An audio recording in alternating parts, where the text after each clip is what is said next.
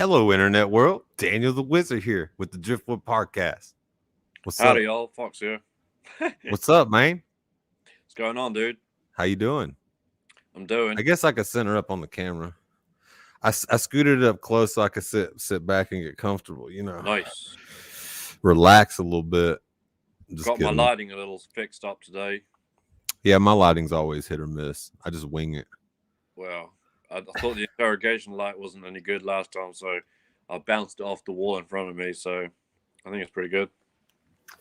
Oh man, so we got 3 people here already. So hey, I wanted to let you guys know that are here right now. If you could do me a favor, go ahead and share. Go ahead and share so that other people can hop on, share it on your Facebook or with friends or whoever. Yeah. My apologies. I meant to share this much earlier, but having technical issues again. It's becoming habit now, not just an excuse. All right, so Timothy Bukowski already starting out with accusations. Damn. What's it all about? What's up, killer? Ooh. What's going on, Tim? What's going on, Tim? How you doing, man? How you doing? Today, Tim was the first one to say hello. Today, Tim was the first one to say hello. Timothy. So, just so you guys know, Tim is actually one of our first winners of anything that we ever gave away. So Timothy has a tumbler. Is a tumbler, right? He got a basket. He got a Dryftwood basket with tumbler and stickers and candy cane. Was it? Oh yeah, it had this. The tumbler has this logo on it. Oh, dude, guess what? Nice, dude. We repping the stuff today. How? So I just want to let you guys know these were like special edition, short issued hoodies. There's only I think 8 in existence. Was it last year's Christmas swag or the year before even? No, it wasn't this previous year. It was the year before. So nice. This Christmas, I don't think we were as festive. We didn't even put the tree together. Yeah. Look. Timothy says he's got to get a tattoo of y'all. Hey, I would be honored, but I don't think that's a wise investment. But however, I want to let you know, I think Timothy will actually get a tattoo of that because he has a Dallas Stars tattoo on your head, right, Timothy? Isn't it on your head? I think it's on his head. But anyways, I don't want to bring up his personal life. My only question would be how his wife would feel about that, since she's probably the only one that has to look at him every day. Yeah, so he says that the tattoo is on his head of the Dallas Stars. What I think they just won a game like the other day or something, didn't they? Anyways, I haven't been keeping up with hockey this year. Anyway, so I guess we'll get on to it, David. Yeah. What are we doing here today? Yeah, what are any of us doing here? I'm actually still playing with the technical stuff, so what are we doing? We're going to talk about the last episode? Yeah, let's start there. Let's start with the last episode. Start at the beginning. Start at the beginning. In the beginning. So I'm practicing with these different banners and stuff at the bottom. So this is all new stuff to me. So I'm trying to get better at it. But anyway, so last episode. David, you remember recording the episode? I remember doing it.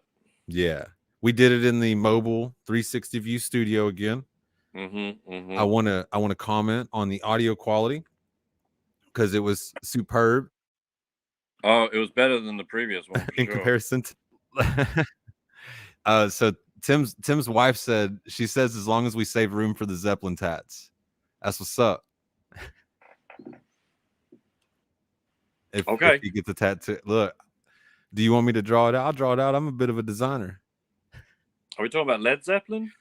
Yeah, he's got to get Led Zeppelin tattoos. Oh, okay. Okay, cool. He left out the lead because I guess he didn't want to imply lead tattoos, you know. Well, I thought we were going I know Tim's big into his history and stuff, so I thought he might mean just getting tattoos of blimps. And my brain started going off into lead balloon territory and shit. I guess if you'll get a tattoo of Dryftwood Podcast, you might get a tattoo of a blimp. I don't know. Tim, I love you, man. You're awesome, dude. You're awesome. So anyways, the episode, the audio quality, I'm gonna start there because that bothered me. Tim says no on the Zeppelin, the big blimp tattoos, by the way. So it bothered me that on 85, the audio quality wasn't to the standard that I feel like we produce regularly, because we're not a video podcast, we're an audio podcast. All right. Yes. So I feel like our audio has to be on point, because that's kind of what we say we do. We don't do the video stuff that much, That's what we the live claim. streams. So yeah, I was a little disappointed. This time the quality was mucho más bueno. I hope I said that correctly. I'm not that much of a Spanish speaker. Yeah.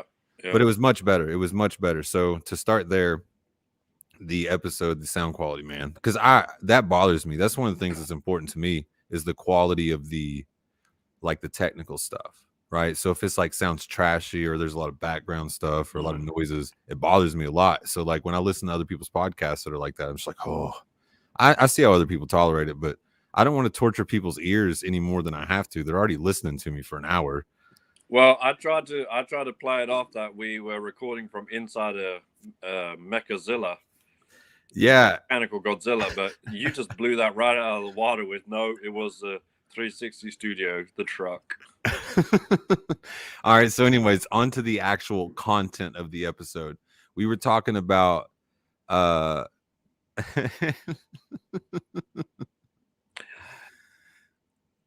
Klein. She says, "Sí, por supuesto."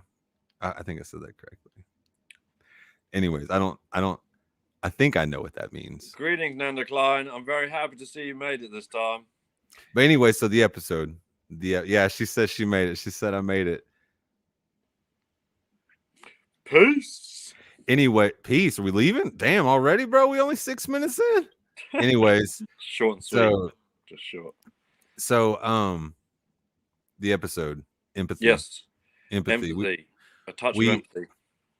A stroke of empathy. Oh, sorry. Like, so what in my mind when I titled it was like a stroke, like a paint stroke, stroke of empathy.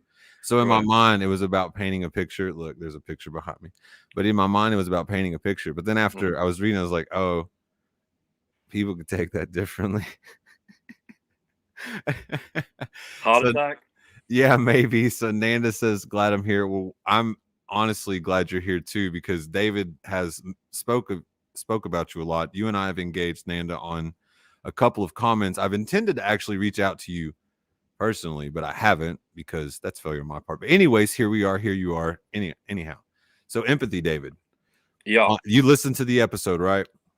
Yes, sir. Pretty much shortly before we came on air. So still haven't processed it, but yeah, it was, yeah. Is there anything that stood out to you on the episode? And anybody listening, if you've listened to the episode, if there's anything that stood out to you on the episode, go ahead and leave it in the comments. We'll pull it up on the screen. We'll discuss that. Well, I guess it's a time to do the whole post-mortem of the episode like we're doing. So apologies time. I didn't mean to come down so hard on victims. I think that might have come across as a little harsh on the episode. So yeah, apologies if anyone feels I was unempathetic towards victims. Yeah, and I think that there may have been some spots, myself personally too, that I was probably a little bit harsh on some things, because what I was discussing personally, my experiences with the groups on Facebook, was that, like, I think it's in most groups. I don't even think it's just in like the empathy groups, but the empathy groups that I'm in, it's like, it seems like sometimes like the main thing that happens in the comment sections is, I don't want to say whining's not fair. It's not right, but that's the thing that comes to mind. And I know that that's limited language on my part, but essentially it's when they start making it seem like everybody else around them is the reason they are the way that they are. That's when I start getting irritated. And so in anytime I try to have conversations about these things, it's to move beyond where they're currently at, or else my engagement, it's not I have better things to do, like, honestly, than to fight with somebody. So well, I think it's important to note at this point that although we do talk a lot about quite personal stuff, emotional stuff, one of our big things in Dryftwood is personal responsibility. Accepting your part in what's going on. And I think sometimes that can come off as being dismissive of someone's experience, and Mhm. that's absolutely not what we're trying to do. Um, Rather, what we're trying to do is we're trying to encourage people, and a lot of times we're talking to ourselves. This is something else to highlight: is that times when we're speaking from our own experience, and we're almost talking to ourselves in saying, "Yeah, look, buck up, take ownership of your part in what's going on." Mhm. And sometimes that might come across as a little harsh. It's not intended that way, and and I appreciate Nanda when I think it was like, sorry, and Nanda going to the she did that more. Don't remember the wording exactly. Hey, David, Being strange, you uh, know, is am I glitchy to you? Sorry, I don't mean to interrupt. or crackling. The sound is crackling. Yours is to me too, so I'm wondering if it's my internet connection. Anyhow, I can hear you okay. I just wanted to see. So anyways, we got some comments. Can you hear me okay? I can still hear you. It's just a little Okay, yours so crack. Nana says yours is breaking up as well. So I'm gonna maybe you can I'm gonna get to some comments really quick. So Nanda, she put on there whenever we were discussing about the group that she says that she sees what I'm we're gonna help the. okay. I'm gonna get off the phone. I'm gonna rejoin the studio through the laptop because Oh, it's finally. okay. All right, guys. So David was glitching and all that stuff. So I'll get on with some of the comments until he hops back on. Man, some comments coming in. So Nanda, right back to this. So I saw the comment come up. It was whenever we were talking about the David's back. We were talking about the groups and stuff, and I was just talking about how I feel I see the interactions in the groups. So Tim Tim says that he's got lots of empathy, so you give me too many reasons not to have it. Look, I can look. I think I can empathize with that. Honestly, it's like there are some people I find it more difficult because there's been a lot of examples as to why I don't know. The best way to explain it is they've burned their bridge with me, and I don't know that that's something I'm steadfast on forever, but that's Mm, how it stands with some things right now, and I mm, don't know beyond that. So I agree. I personally I feel like Tim does there is like, but I honestly I haven't been really good with empathy and in all honesty in my life. So I've tried to be empathetic to people, but like still had that thing like you're still whining, that whole victim thing. So anyways, to move beyond that, Blake says that he thought it was clear that we were talking about victim mentality and not actual victims. So I guess he took from that that we were addressing the mentality that comes out of being a victim after being a victim and then mm, operating with that mindset continuously, even if you're not in that situation anymore, even if you are still in that mhm, situation. So mhm. sorry, my mic, like like my chest is really tight today. I don't know. I feel like some chest congestion. So my breathing habits, I don't want to blow into the mic, but my breaths are really weird. So like if I pull away, that's just because my breaths are getting kind of big. So anyway, sorry, sorry. Moving on. We're So professionals. Nanda says normally I feel like I am. So Nanda says personally I have issues with empathy, but that's too broad to explain in a comment. I think that's fair to say. For me too. David, what about you? Well, yes. I think we in the episode we touched on how having had narcissistic interactions or having been previously part of a narcissistic dynamic can lead to being overly empathetic.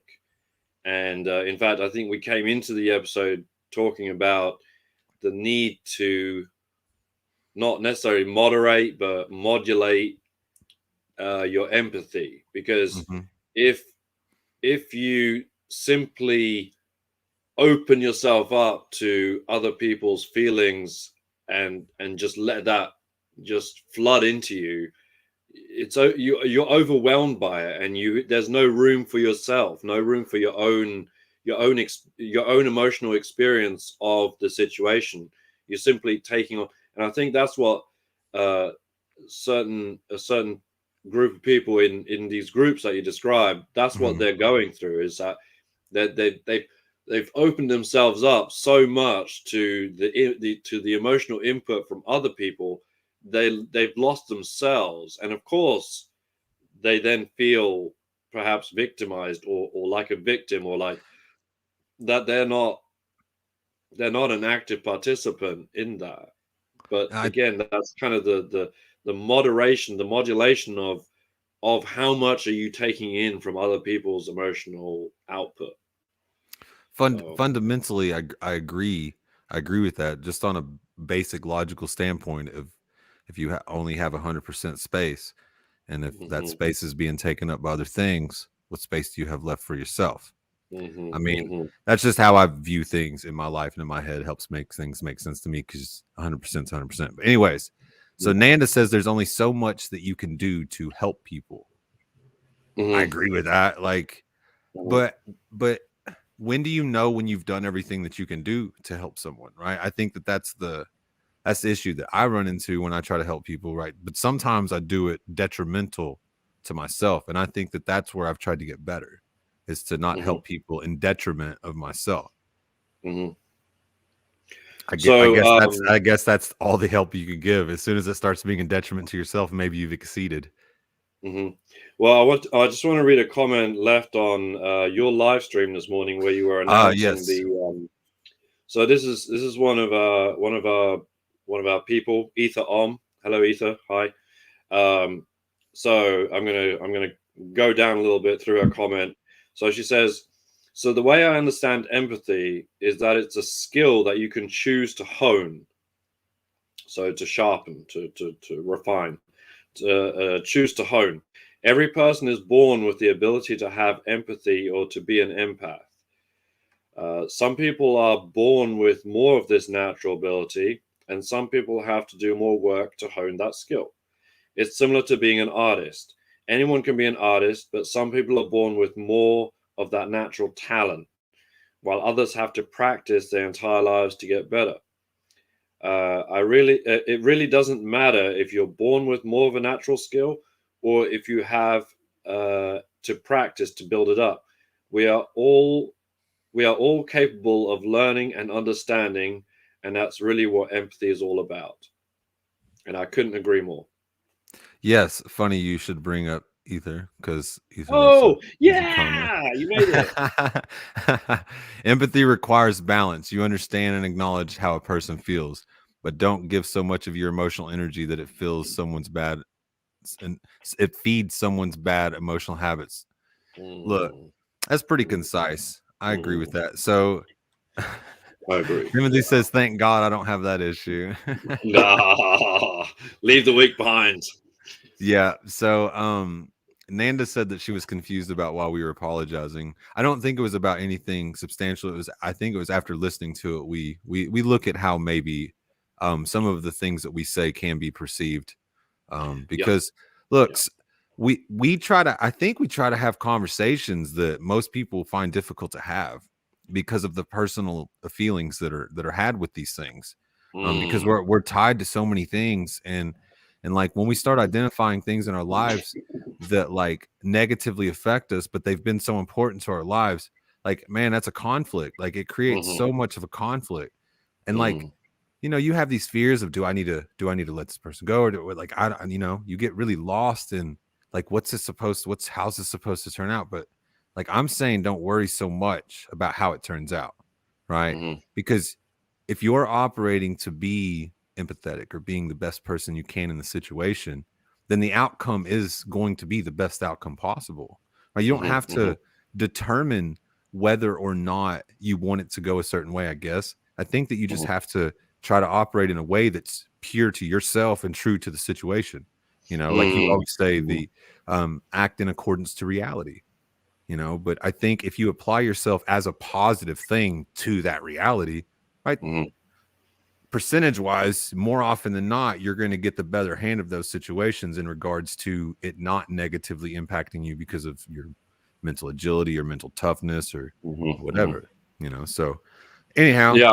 If I can just respond to Nanda there, why are we apologizing? I think, like Daniel said, we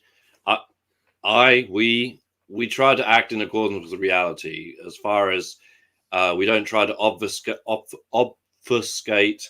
We try to speak genuinely, honestly, without malicious intent. But at the same time, what we say is or can be pretty hard hitting, and that can be misconstrued as an attack. And I think that's what I was apologizing for. Is my intention is not to attack anyone, even so I speak plainly, and that may hurt somebody's feelings. Yeah, and we're growing in how we interact with some of these things too, because personally, I've been like an introvert with a lot of things, and I used alcohol as my social lubricant and all that stuff, and then said's not drinking anymore, and like ixnay on the social stuff. The anxieties just became greater and greater, right? So all of that stuff, yeah. So I don't even remember what I was talking about with that. I don't know, just trying to act in accordance with reality. Back onto that. It's like the more that I learn about myself, like I was talking about with, drinking and the social lubricant and stuff like that, the more I learn about myself, like I realize that like I lean on things that make stuff easier for me. Right. So I try to so for a time, drinking made it easier for me to be social. Right. And so I use that every time. I couldn't be social if I didn't. I always felt very uncomfortable. So I would drink, make me feel comfortable, get wild, get loose, right? But I was using that as a tool. So if we're using things like that as tools to do something, right, that identifies that there's a different issue, that's just the medication, the thing that self-medicating to solve that issue, right? But I don't think we view it that way. I didn't view it that way. I didn't think that I was like self-medicating or drinking to be so. I thought that I was just having the doing the things that other people do. Well, Daniel, a bit of on-air interrogation, because I remember those days. I remember those days. Let's just put it at that. But do you think you were trapped? This is a trap, bro. Do you think you were empathetic when you were being sociable? Oh no. It was about Daniel. Look, everything. So whenever I would start drinking, I would do everything that so it's like, I don't know why, just everything that I could do to get the attention on me. Like, I don't know. I really don't understand what that was doing for me or whatever, but it amplified the fool, like just amplified the fool, man. And I think I waited for those times to be able to let loose and to be free, if you will. And so you did let loose. There was a lot of pent up shit that came out whenever I let loose. You know what I mean? So, well, yeah. Was I? No, I wasn't. I wasn't empathetic at all. Now I would be sympathetic for sure. I would put my hand on somebody's shoulder and be like, "Man, that," and then I would walk away from that situation like, "Oh, I'm glad I'm not that guy." Oh shit, And so, and then I would gossip a little bit about it, a lot, probably. My memory of those days was you could be pretty mean, and it was funny, yeah, sure, all in good humor and all that, but like, dude, some people's feelings got hurt, and I'm not a softie in that regard. It takes quite a bit to get under my skin, but sometimes my thing that I used to get irritated about is people would say, "I got a sharp tongue," like you don't even know me. You know what I mean? So it's like man, now it's a challenge. You've drawn a line in the sand. You're saying like, "Who? Don't mess with me. I got a sharp tongue. I'll hurt your feelings with my words." I'm like, oh, you don't even know. So I would start feeling that way, man. anyways, moving on from that. So Tim says anxiety is riding the dart rail. Yeah, look, I've never ridden on the dart rail because of that exact thing. I can't. I can Look, tell you, yes, he's not wrong. look, The there's Dallas, so I'm getting Dallas light anxiety rail. I'm getting Ooh, buddy. anxiety thinking about getting on that bad boy. And this is at like 3:00 in the afternoon. And This see, is I think like, I would struggle on subways too, man. There's a lot of things. I have issues in elevators, okay? So well, same I tell you same what, the Dart is not as bad as subways, because at least in the Dart you're above ground, and in your mind you can think, well, if things get really hairy, I'm just going out of the window. When you're in a subway, you ain't going nowhere, especially when that train stops in the middle of a dark tunnel, the lights start flickering, there's all kinds of hoodlums around, and it's like something out of Batman in Gotham, and where are you going to You're get really painting anxiety? a Yeah. grim picture. Look, you're trying to get fear porn, man. We've already had that episode. But anyway, so Nanda says, I just see it as you keep feeling sorry for yourself. You don't allow yourself room to grow. Yeah, look, to become stronger. But I can see how for some it might sound harsh. Well, I think personally that's where I'm trying to get better, like with tact, with honestly with empathy, because man, shit people say hurts my feelings, like for real, and I don't want it to. Right? I don't want those things, so I'm working on my things, right, so that I'm not as affected by it. But also I don't want to do that to people that are like me, whose feelings are easily offended, right? Because man, that shit's hard to overcome for some people. Like, and I don't want to make it harder or worse. And I feel bad because, like you said, when you asked me when I drank, I feel like I was empathetic. No, man, I got a lot of shit to make up for. I did a lot of things that I didn't want to do per se. I wasn't like, oh, I'm gonna go do this, but I did it, so I clearly didn't care of the Yeah. consequences or the outcome or whatever. I was just shooting to shoot. Mm. And yeah, so if like me and my feelings, people saying stuff and hurt my feelings, if I allowed that stuff to keep me down, right, I'm not allowing myself room to grow. So I went to these empath groups looking for people that were like me, that had feelings and stuff like that. And then like I'm kind of disgusted at the things that I see, because in my mind, like I said in the episode, I had this view of what the empath was. But I realized there's a lot of people that wear robes and call themselves something that they're not, you know? Mhm, mhm. And it's like there's a lot of self-diagnosing, there's a lot of self-identifying, there's a lot of thoughts floating around, right? Maybe I am, maybe I'm not. I don't know. Right. But what matters is, are the things that I find out about that helpful to me? That's really the point. And so in interacting with the groups and seeing the things that happen in the groups, man, I don't feel bad for these people. I just like, if you just read this, if you Mhm, read what you wrote mhm, objectively, you would see what I see. That's what I mhm, feel like. And I mhm, get irritated because it's there. It's written down. Anybody can read this. And I'm sure other people come to similar conclusions as me. But I try not to engage in those things. I'm more of a spectator because I don't mhm. feel like I can turn that ship around sometimes. Well, during the recording, you alluded to something along the lines of that perhaps empathy was this, like, almost like a superpower that if you learn to harness it, you could use it to help people. Maybe, yeah. Now, going back to when I was a kid, I read a lot of sci-fi, so this whole idea of like telepaths and empaths and all this was like really hot in my mind. I was like, well, and again, from my background being almost forced to be empathetic Mhm. towards a parent or whatever. um yeah, I had similar notions of like, well, if I'm an empath, maybe I can like upgrade to like be a telepath and read people's minds and stuff. And yeah, no, I mean, quite frankly, I have enough trouble reading my own mind, so I think that's probably the best place to start. All right, so I want to put this up. This is Ether says, sometimes it can be hard to tell the difference between true empathy and self-projection. Good point. Good point. Yeah, yeah, Look, yeah. look. So Nanda says that she calls that political empathy. I like that. Nice, I nice. like that. Like that. So I want to put this out there because Nanda gives a shout out to Ether and says that she said it all. So, but back to Ether's comment. Yeah. And sometimes it can be hard to tell the difference between true empathy and self-projection. So, yes. So part of that, though, Very astute, Ethan. I personally believe, though, that like even if there is self-projection, there's a mirror there, right? There's something that's happening there that is a kernel of reality, right? Maybe you are amplifying it based on your own personal experiences, but I still think that there may be a kernel there, right? So, Okay.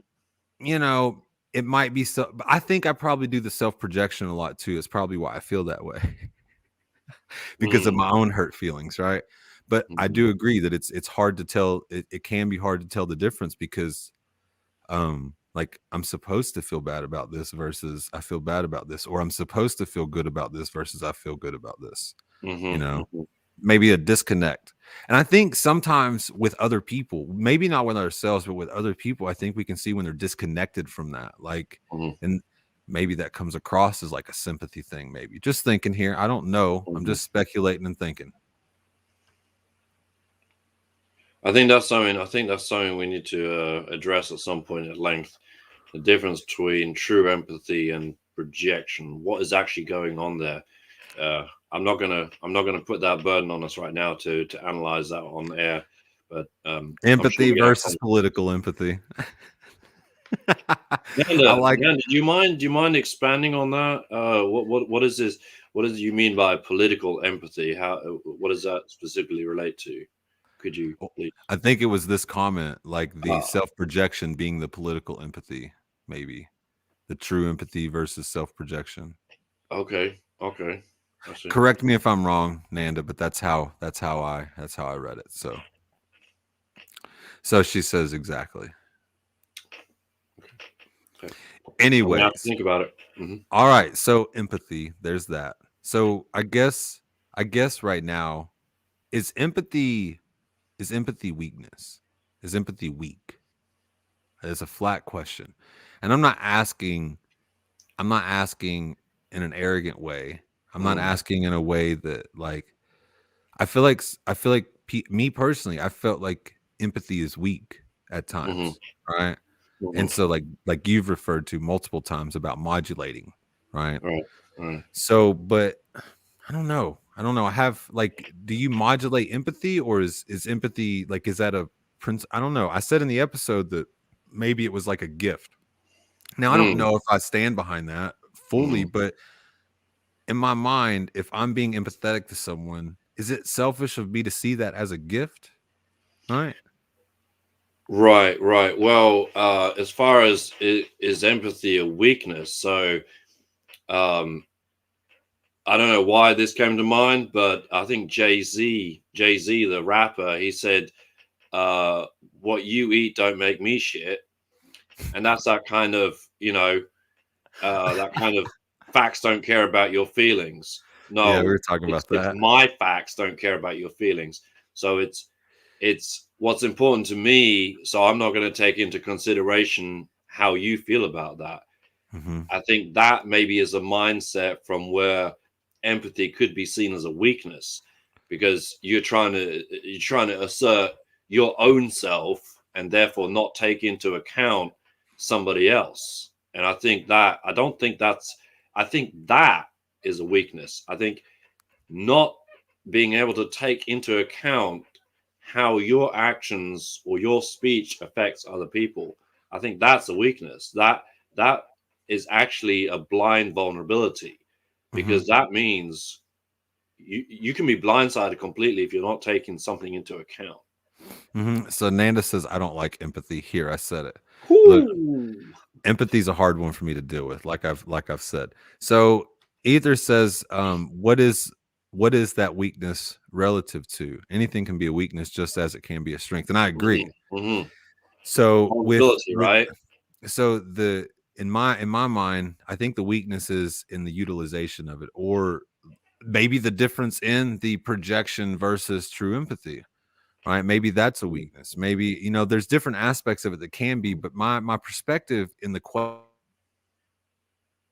question is viewing someone that sees it as a taboo, if you will. Maybe their principles in their life and the way that they've gone through, that's too vulnerable. That's too pants down of a situation. So if it's if you're viewing it that way, so is it a weakness? I personally don't think that anything about the emotions or the human psyche and all that stuff is a weakness. I think all of it can be utilized as a tool and valuable, but I think it takes proper training to be able to do that. Now, I don't know what the proper training is. So this is more theoretical in my mind as far as what I think is achievable with myself, right? Because I feel like that there's things that we're all as humans are capable of, right? There's a parameter set. So with empathy specifically, I feel like maybe I had a deficit of that, you know, and you know, maybe for me, that having a deficit of that, maybe my view of it being a weakness is because I had a deficit. I didn't know how to use it. I didn't understand the value of it. So maybe that's the perspective I'm coming from personally with viewing it as trying to view it as someone else. So I hope that answers your question. So Nanda says that David, do you have something to say? Sorry, go ahead. No. As far as the empathy and the benefit versus the risk, the weakness versus the strength, go to what Ether was saying.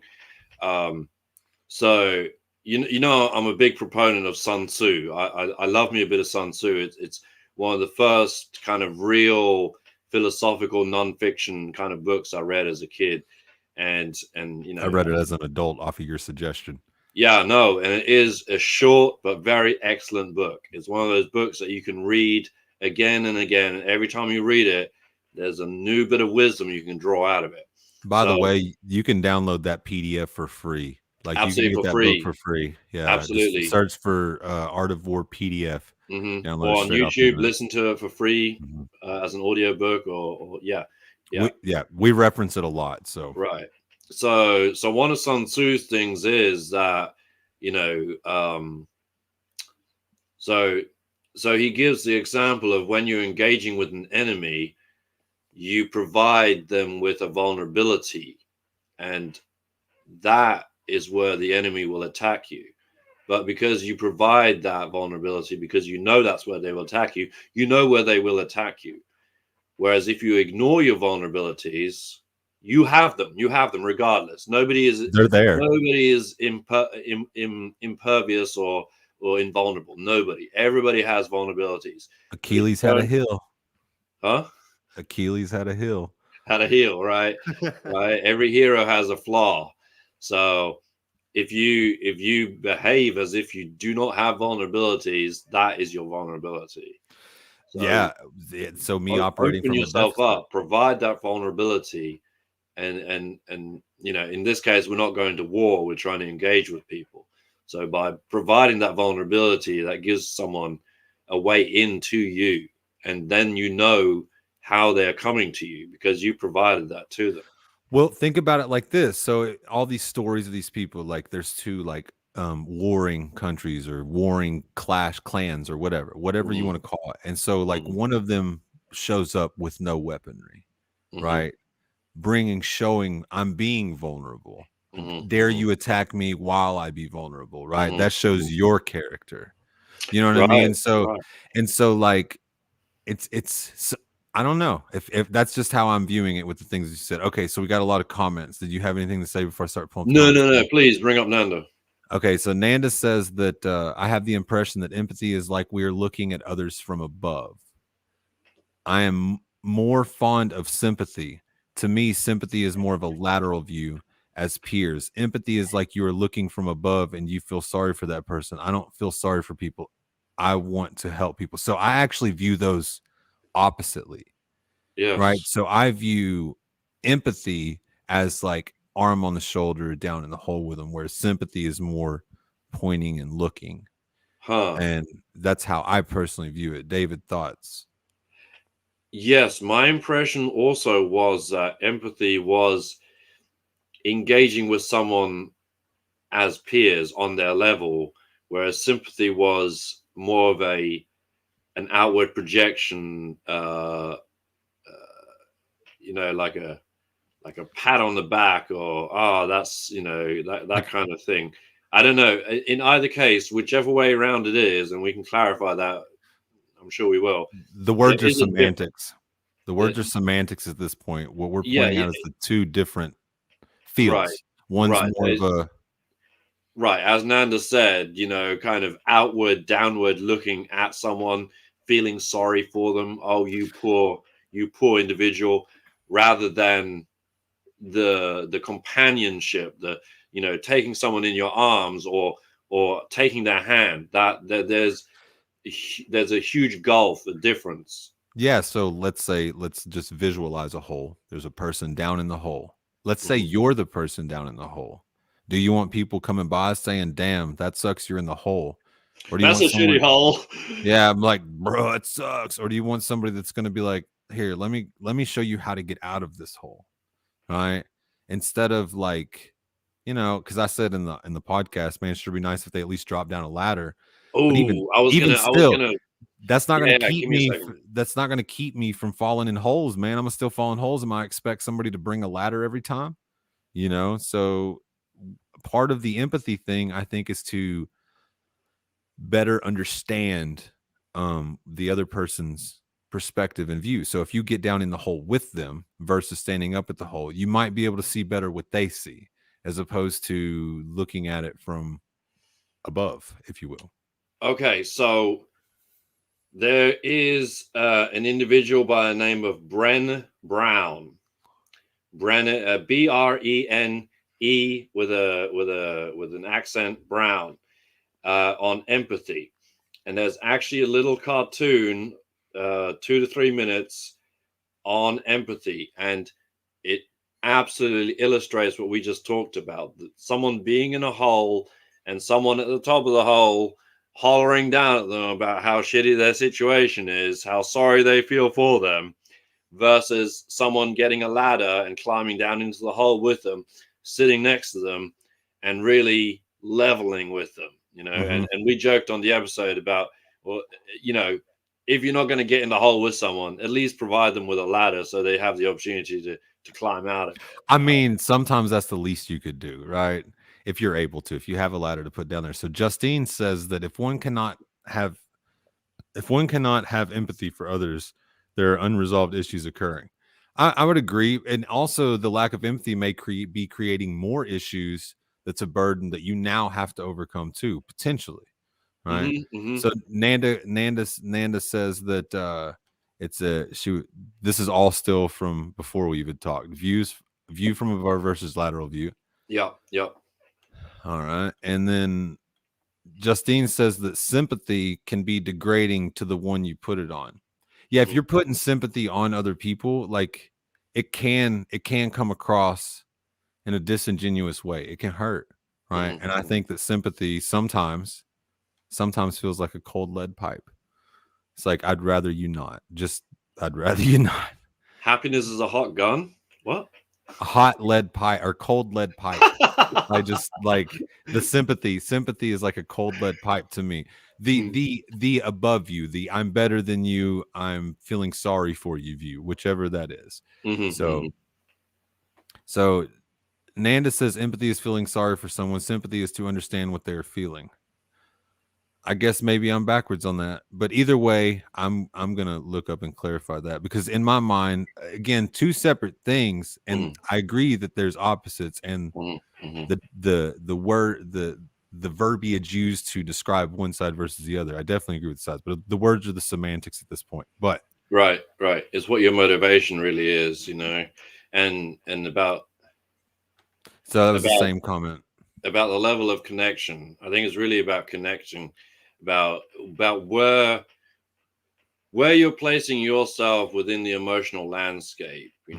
As Nanda said, it's like the from above or the lateral. How are you relating to that person? Is that it? Are you feeling sorry for them? Or are you connecting with them? It's. I'm not putting that into words very well. look, brain is going off on the. So here are the definitions. You guys are right. Empathy, the ability to understand and share feelings of another. Sympathy, feelings of pity and sorrow. So yeah, I guess it saved us. So she's there we go. Thank you, Nanda. Appreciate that. So Justine, or I'm sorry, Nanda says, yes, I want someone to get me out of the hole. Absolutely. Look, if I'm in that hole if I'm me and I'm in that hole, I can't expect someone's going to come. But damn, I sure hope so. I sure hope so, but I can't rely on the hope. So that's why it's a two-way thing. So in the hopes of somebody coming by to help, that doesn't mean you can't still try to get out of the hole. You might successfully get out of the hole and you might learn some things, but in the empathy aspect of things, having gone through some holes yourself, maybe you figured out some climbing out of the holes, and you're just like, oh, I see somebody else doing the same shit I did. Right. Let me see if I can offer them a little bit of perspective that might help them see the things that I saw afterwards that are relatable. Right. I just want to say something on as far as getting someone else out of a hole. I think this was a private conversation you and I had, Daniel, about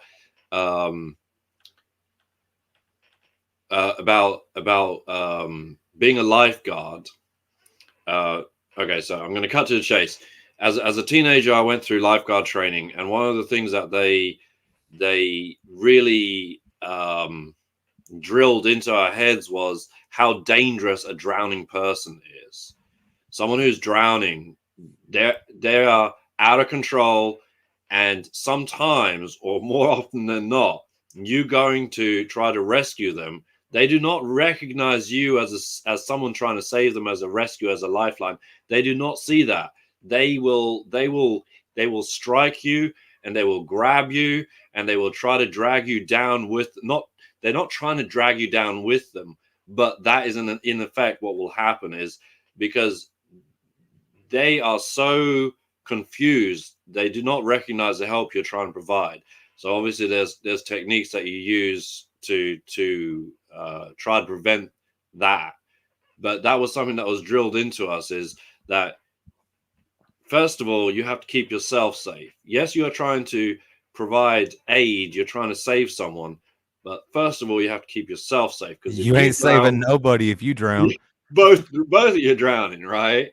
So so yes, caution, and that's something to bear in mind also. If you find yourself drowning, it's easy to experience outside someone coming from the outside as a threat, as an additional threat. So it's very, very important to try to recognize when someone's trying to provide help, when someone's trying to provide aid, and not strike out at them. It's instinctual. It's not intentional, but it's what we do when we feel threatened. We strike out. Yeah, and then also, if you've been burned before, right? If you've been manipulated before, right? It's hard to allow those trust lines to be back, man. That's the recovery. But you have to, that's the skin, that's the tough skin, that's the overcoming the victim stuff. Like that's the thing that requires your work, right? As the individual person that doesn't want to constantly be in that state. So Justine makes some comments, or made a comment. She's made a comment. I think it's valuable. Which one would you want to have done to you as far as sympathy and empathy? There you go. If you read those definitions that Nanda put up there, right?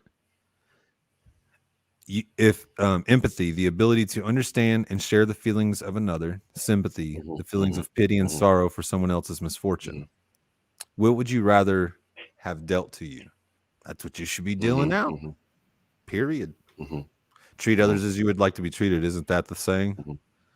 So, and then yes, Justine, of course. And then Justine says, "Yet one needs to do it in a way that gives them power within themselves." Yeah, it can't be self-defeating. Definitely can't be self-defeating, and that's what we talked about earlier at the beginning. Is it if it extends beyond to where you're now creating a deficit in yourself, right? That's that empathy is now detrimental. You're putting their feelings too far ahead of yours. I just want to make a note on the lifeguard thing. Yes, that I was using that metaphor to illustrate the drowning person's behavior, not how we should treat someone we see who's in trouble.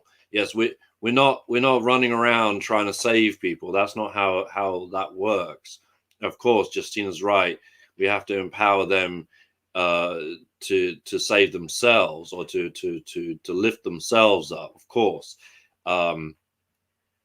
But still, the drowning person metaphor is valid in that when you try to approach someone who is in severe and Panic. obviously physical trouble is one thing. When it starts going to the emotional territory, the mental plane much more complicated, much more complex. They're not So rational. They're not viewing the situation in a rational manner. So logic is gone. and that's what I was trying to allude to. I'm not Mhm. talking about running around saving people. I'm talking about the dynamic that exists. You just got to be aware that that's a possibility. If you're not aware that they may whip their head back and knock your ass out, your head Yes, might get, you know what I'm saying? Like, it's yes, just to make yourself aware of the vulnerabilities that you have because of the yes, state that the yes. other person is. Expect the unexpected. That's what the Hmm. training for security stuff did us for. You had to be prepared for the things that you can't prepare for. That's what Hmm. all the Hmm. preparations were for, is to prepare you for the things that you can't prepare Hmm. for. Hmm. It sounds silly to say, okay, so Blake says that I'm not good with empathy or sympathy. Due to the baggage I'm still working on, I'm only going to open up to someone else if I happen to find someone else in the hole. Hey, look, man, that might be a safe way to be. Hmm. You know what I'm Hmm. saying? Because you maybe you don't feel a need to be that way to people, Hmm. right? But then you see somebody struggling, like, damn, I know what that feels Hmm. like, right? Hmm. And Yeah. I know how to get out of that because I had to get myself out of that. They don't have Hmm. to struggle like I do, like I did. So that's how my view. So Blake's comment, I'm gonna read it again. It says, I'm not good with empathy or sympathy. Due to the baggage I'm still working on, I'm only going to open up to someone else if I happen to find someone else in the hole. Okay, so in direct response to that, hello Blake, we have not met, but pleasure. Um, so as far as going back to an earlier example, when someone's in a hole, it's more advantageous or more beneficial to get down in the hole with them. So now, Blake, you and I are in the hole. We're in the hole together. Okay. So now, what happens when you see me proceed to climb out of the hole? What now? How is the experience? How is the experience of knowing that you're in the hole with someone and then they climb out of it? What goes on now? Now, how would you answer that? If you ask yourself that question, how would you answer that, David? What goes on now Well, once you've seen somebody climb out of that hole? well, yes. I mean, there's two ways two immediate ways I think I could respond to that. You know, on the one hand, I could say, well, screw that guy, left me behind, left me left me in the foxhole by myself, son of a bitch. Screw that guy, sure. Or I could say, well, if he can do it, Why I can't can I? do it. Or So that seems like a solid way to get out of here, but I think I can make it a little easier. yeah, yeah, yeah, sure. Use the example and build on it. Sure, sure, I think sure. us as humans, that's how we best operate, period. As humans, I think we best operate off of building on the example set before us, Hmm. right? So the literature, the science, everything Hmm. that we come to know, it's built Hmm. on the things that existed before it. And so Yeah. yeah, it just it continues on. So like if you have information on getting out of holes, you're gonna get in different holes, right? But There's a lot of holes, man. there's some principles and processes that you might learn along the way, and other people may help you, and you pick up these things. Maybe you have a mentor, whatever. Some of this stuff is self-taught. All of these things, it comes to your collection, right? And you Hmm. see somebody else in a hole. I think the human feeling is to, I think personally, if you are not protecting yourself in the Hmm. sense, Hmm. like walking around like paranoid, thinking that everybody's out to get you, I think if you see somebody hurting, you want to offer aid as you Hmm. can. I think humans feel, and I think they talk themselves out of it, right? For all of the fears, for all the things that can go on. But I do think that like that first thing that you feel, I do think that humans, that connection is there, but I think we're so distracted with other things that we just suppress it, and Hmm. and all of these fears and all these things that exist, right? I believe that. I don't have anything to back it up. It's just what I think. Hmm. And so Ether says that we bond and learn through experience. Boom. So just in case you haven't already, check out the Driftwood Adventures group. That's where we're trying to bond through experiences, adventures. Hmm. Hmm. So Nanda says that I agree that sometimes being in the same boat as someone really helps. When my father had cancer, having a friend who had lost his father to cancer made a big difference. Man, I can't imagine. I knew he understood me and saw me differently than my friends who just didn't know how to help me or what to say. That's that last statement, or what to say. When things happen in people's lives and I haven't experienced it, I'm just like, or have any point of reference. You said something earlier before we recorded. If there's no frame of reference, I don't even know what that's supposed to look like to someone or how to face Right. that. And I've been trying to be more honest about those things to myself and to the person that's interacting with me. So like if my wife says something to me and I'm just like, look, I don't know how to interact with that. I just don't know how. I don't have any experiences that's even remotely relatable to that. And so I find difficulty, but I try to be honest about it as so that like my wife, I don't want her to get offended that I don't, maybe, I don't know. I don't know how I'm supposed to feel about something. So I'm trying to learn things about myself. Anyways, that's neither here nor there. So Well, Nanda, yeah, go ahead. Nanda says that I also agree that sometimes we need to focus on fixing ourselves before saving the world. Sure. I think that should be the first approach to most people. Right. I just want to go back to Nana's previous comment about so yes, having shared experience with someone is definitely a huge advantage. But I don't think that needs to be absolutely necessary in order to connect with someone emotionally. Certainly, it's more difficult to understand how those feelings relate to their reality, how that integrates into their reality. But now, if I see someone crying, I don't know. I'm going to try to make up something silly because their pet unicorn died. I've never had a unicorn. I've never had a pet unicorn. I don't know. I can't imagine how magical that is to have a pet unicorn. And so first of all, I don't even know how wonderful that is. And then I don't know how terrible it would be to lose such a magical thing. But I can still know what it's like to hurt, to be sad, to feel loss. So on an emotional level, I think it's still possible to connect with people without having firsthand experience of the. And I'm not trying to diminish anybody's experience whatsoever. But I think if we put effort in, we can still try to connect on the emotional level. So I'll comment directly on the comment as well. To I guess kind of piggyback and to counter what David said just a little bit, not in disagreement, but as a Sure, broad view. disagree. That's what we're here for. I don't disagree, but so to point out that whenever there is somebody, so like let's say me having the loss of my mother, right? And so like trying to talk to an adult about like as a child losing my mother, like that's an experience that you can't really, you know what I mean? Like that's not something, words can't really express that, right? But you can imagine what it would be like to not have that person there, right? But you also, the other gap is that all of those additional experiences aren't there either, right? So the time that I'm not affected by that, I've now grown and overcome some of those things, right? And so like when people hear that, my mother passed away when I was 9 years old, they're like, oh, I'm so sorry, whatever. Like, oh, it was like 25 years ago or whatever. I don't even know how long ago it was, but it was a while ago. And so like if that's the case, like I've done some soul searching about some of that stuff, and that was part of what gave me a victim mentality, thinking that the world owed me something because it took my mother from me, so like those things. But having other people through my life now and being open about that, I've met other people that have a similar experience to losing one of their parents early on in life and the difficulties it faced. Like there's a relatability there. So like even though our experiences were separate, they were shared because we shared them. And so the relatability only came from being vulnerable. But like you said, there's always a level, I think, that you can emotionally connect because you know what loss or grieving feels like, and you can try your best.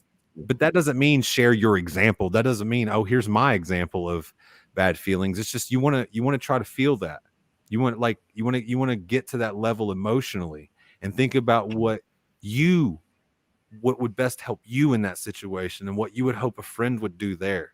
That's the goal with empathy in my mind. That's how I view it. Mm. Sorry, went on a little rant. So more comments. You ready? Yeah, hit me. Blake says, Wait a minute. Didn't we miss one from Nanda? She said that I also agree that sometimes we need to focus on fixing ourselves before saving the world. Right. I had something to say to that. Sorry to keep you waiting a second, Blake. No, go ahead. So yes, my own personal philosophy on, saving the world. Ultimately, we don't want the world to go to ruin. We don't want everything to go to oblivion. So yes, we do want to save the world. But my own personal philosophy on that is, I can't save the world. I'm not Superman. I'm not faster than a speeding bullet or more powerful than I can't jump tall buildings in a single leap. That's not my power. My only power is I can do my best to be my best me. And by contributing my tiny little insignificant part in being that best insignificant little part, that's me helping to save the world. It's not the crusading attitude, I think, is completely delusional. There's no saving the world. It's do your best to be your best and contribute to the world being the best it can be. Now, it still might all go to shit in the end anyway, but you can't control at least the you've outcome. done your best. Can't control. Yeah, at least you tried. Okay. But yeah, Nanda, sometimes we need to focus on fixing ourselves for saving the world. I think if more people would focus on fixing themselves, the world would result in changing for the better. Personally, that's personally what I believe. So that's part of one of the goals of Driftwood as a whole, is to get people on focusing on working on themselves and not blaming other things and things around them, and finding a way to overcome the clear and obvious challenges in your life. Like, nobody's saying that they're not there. Nobody's saying that they're not hard. How do we overcome them though? How do we get past them? Okay. So Blake's comments, we're going to have to start moving a little bit Okay. smoother, because we're going to wrap this up pretty soon. So Yes, sir. I can read. I see you. He says, I say, see you later. I'm happy for them, but I'm really big on finding my own way. I have to self-evaluate my situation in full. I'm going to find my way out, and it may be harder the way that I do it, but the way I do it leaves me with a new confidence. It's a whole to whole for me. I like nice. that. Nice. I like that. So Blake, the only thing that I'll really say is that there's a lot of value in finding your own way, but yes, if you start reading some things, you're going to find that if you start engaging with some of these things, you're going to find that some of these people have gone through the exact same struggles of trying to fix it the same way. So don't discount the value of someone else's situation. But if you don't ever present that you're in a situation, how do you get that input from anybody else, I suppose? But it's valuable finding your own way out of the hole, but don't discount the value of somebody showing you a shortcut either, or a simpler, less abusive way to get out of that hole. Yeah. That's just my comment. Daniel, you and I have had this experience numerous times where we've spent months, years, decades maybe thinking about something, and then having these aha moments where we think we figured out this amazing thing, and then a week later pick up a book and it's like, oh, so this was written 500 years ago. Well, hot dang, I could have just read that and saved myself decades worth of like trying to crack this nut. But the thing is, you probably did read it, and that's why it was valuable, because it was like the 18th time that you'd come across, and you're like, oh, that's what they meant. But Blake says, I'm not saying, there's nothing I'm saying that's the right way either. So yeah, Blake, just for clarifying, but yeah, no, I don't want to make people think I have any answers. All I got is clear and obvious things to me. And so what I do with those clear and obvious things to me, that's up to me. So yeah, I'm sure Benjamin Franklin had an awesome time. Absolutely. And I mean this genuinely. I'm sure he had an awesome time making those 99 failed light bulbs. Someone could have come along the first day and told him, was it Edison? Oh yeah, Thomas Edison. Oh, sorry, I got confused with a kite. Anyway, so electricity, it's all just stuff. It's all just particles and things. electrons and whatnot. But yeah, someone could have come along on the first day and said, hey, this is how you make a light bulb. And he could have said, oh, okay, cool. Make his light bulb first try. But he would have missed out on those 99 tries, the other stuff, the other experience gained along the way. Yeah. So funny enough that you bring that up in the confidence gap. I was finishing up today. He actually brought up, that's the only reason I knew that answer, David, that it was Thomas Edison, because he brought up that exact thing. So just dead scientists. Who cares? So Nanda says, but as Daniel said, my friend gave me a point of reference. It showed you a place to know how to operate because they survived. So there's value in seeing that they survived. They made it through. So like that gives you a little hope. You're like, okay, like you can, this is something that I can make it through. Other people have as well. Right? That gives a little confidence there as well. Let's see. There's a lot of comments. Let me scroll through. I got to skip some. So Justine says, save yourself and then show others how they can save themselves. I think it all still comes down to being the example. As long as you're saving yourself and not even really saving yourself, as long as you're moving forward in the things that you're trying to do, trying to improve, other people are watching. So think about this. If you go to a community basketball court where it's crowded or whatever, and you're playing a pickup game and you're playing basketball, everybody there is watching, right? They may not be watching every single specific move that you do, but you might just so happen to do something. They're just like, oh shit, right? They may not have been looking for it, but if you show up across their face, you damn well better be doing the best version of yourself that you can. And only you know if you are. That's it. You're the only one who knows. You're the only one who knows. So Blake says that you're absolutely right. That's part of the baggage that I'm working on. I'm bitter. Look, bitter's like an old bite of chew off of a day's of work. That's what, just chewing on it and spitting it out. The bitterness of it. That's what it reminded me of. The baggage that you're working on, like chewing tobacco for me. Oh, nice. Yeah. What? Yeah, I don't dip anymore. Hey, we all have baggage. Yeah. So, but yeah, I appreciate you saying that, Blake, that it's the baggage that you're working on. I mean, there's some realization for yourself there that I think is important, because for me, recognizing all the baggage that I brought into situations, all the things that I did, made it a little lighter for my partner, made it a little easier for them, because man, I was finally managing some of my own shit. And I think that was really, really important. And it's helped me have a better relationship with my wife. Oh, here we go. I can't discuss Edison without empathy for Tesla. Look, it was a matter of time before somebody says something about that. Look, I like Tesla a lot. Nikola Tesla is a very interesting character that existed in this world, and I'm so happy to be able to read that he existed. So, Ether, were you part of that conversation I had with someone in one of those work groups, or about Tesla inventing electricity? Were you part of that? I wasn't hating on Tesla. I just want to say, state for the record, I was not hating on Tesla. What I was hating on, and not even hating on, what I was disputing was the inventing of electricity. Nobody invented electricity. Electricity is a natural phenomenon. I know what you're talking about. If we're going to be scientific, then let's be scientific. Okay, let's be accurate.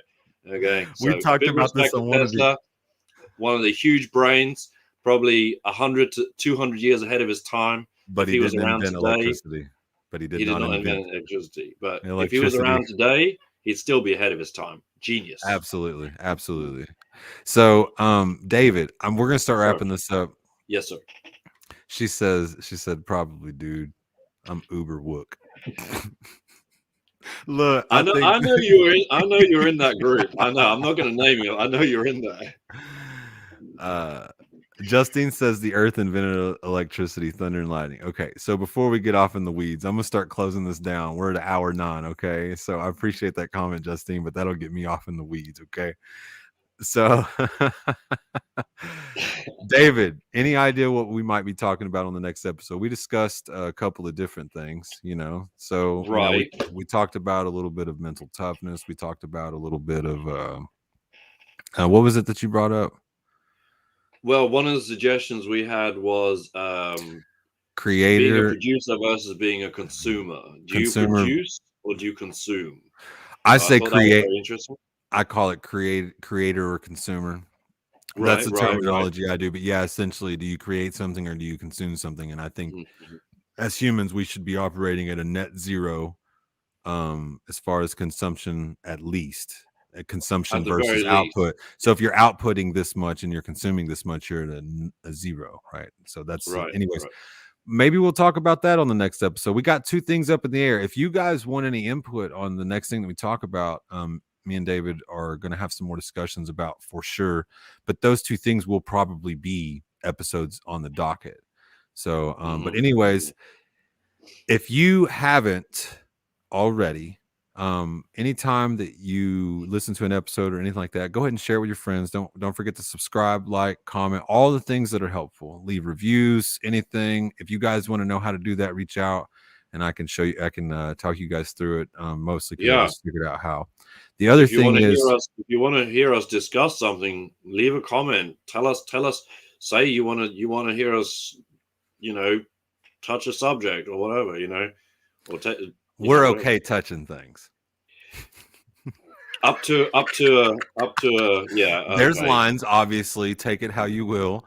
But what I'm saying is that look, I don't really think there's a whole lot that are off limits with me discussing. Now, I'm not going to talk about my personal, intimate life with the things that go on there, but everything else pretty much is on the table. I feel like some things should be left secret. Fungal infections are natural. Also, and things in my life that involve other people, they stay between me and those people, right? I try to keep it that way. So, that's just how I try to operate in life because I feel like it's respectful. Anyway, so it's going to be one of those 2 things, probably mental toughness and create versus consume. I think those would be the 2 things that we're talking about. So I'll discuss it through the week on the next live streams. And then when David and I finally get together, we may not be able to get together because somebody in my house actually tested positive for COVID. So we're going to try to figure out how to get a recording done this week via the online way. So here we go.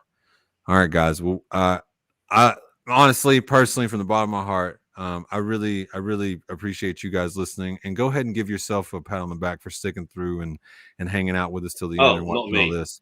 You can too, but praise yourself for whatever this means to you. This is probably not something that you typically engage with all the time, especially with us. So we appreciate all of the effort, all of the engagements, and we hope to see you guys next week, 6:30 Monday, 6:30 p.m. Central Standard Time.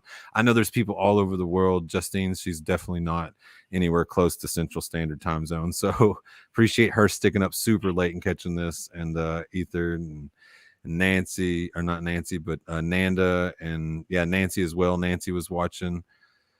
A lot of stuff. Tim, everybody. And just in case it's not, if you guys have not checked out the most recent episode, I'm going to actually post. I'm posting again in the comments. So if you guys haven't listened to the most recent episode, you can click on that link that I'm leaving in the comments right now. And then listen to it from there. But you guys have an awesome evening, whatever that means to you. But David, you got anything else? No, good. It's good. Awesome, guys. Love you. Appreciate it. Talk to you guys later. Ending broadcast now. Boom.